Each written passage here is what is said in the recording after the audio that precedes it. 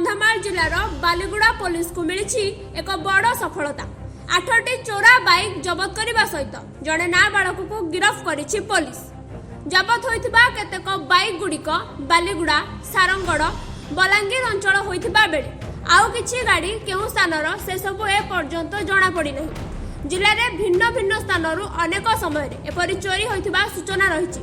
एने कंधमाल और बलांगीर जिलार विभिन्न स्थान रे चोरी मामला केस नंबर 89/24, 203/24, 664/23 रे रुजु होइथिबा बेले बालीगुड़ा थाना रे बाइक घर सम्मुखर मार्केट रो बाइक चोरी होथिबा बेले एही बाइक चोरी राकेट रो अधिकांश नाबालक माने लिप्त थिबा पुलिस प्राथमिक तदंतरु जानि परिछि।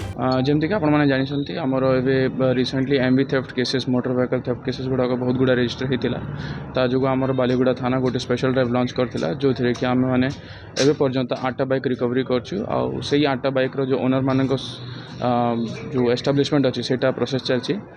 फर्दर आमर 3टा पर्यंत ओनर एस्टाब्लिश हो जाती गोटे सारंगढ़ गोटे बालीगुड़ार और गोटे आम बलांगीर ओनर मान बाइक हैंडओवर प्रोसेस भी चलती।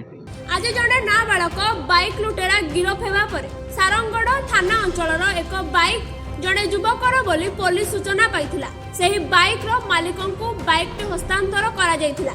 वर्तमान बाइक चोरी राकेट रो मास्टरमाइंड खूब शीघ्र धरिबा पई पुलिस उद्यम करुथिबा बेले निज प्रतिक्रिया रे एने एभली अपराध ठारू दूरे रही मुख्य स्रोतरे सामिल हेबाकू बालीगुड़ा एसटीपीओ राहुल गोयल युवपीढ़ी को निवेदन करिसथि। एथिसह एही चोरा बाइक राकेट रो आउ केउ केउ व्यक्ति संपृक्त अछथि से नै अधिक तदंत करुथिबा कहिसथि थाना अधिकारी सुशांत साहू। मोर गाड़ी 6 तारिख अगस्त 6 तारिख राति रे चोरी हेइथिला। मो गाँ निज गाँ घर बारंडार रखिथिली आउ सकाळे देखिला 6टार देखिला बेलू नथिला। मु तापरे 8 तारिख रे मु सारंगड़ थाना रे एफआईआर दे जाइथिली आउ पूजा चली चली आज पाइले सार मते आज फोन करथिले तो मोर गाड़ी बालीगुड़ा थाना रे अछि बोली सेति मु आसीथिली। Bureau report Vishwavani live.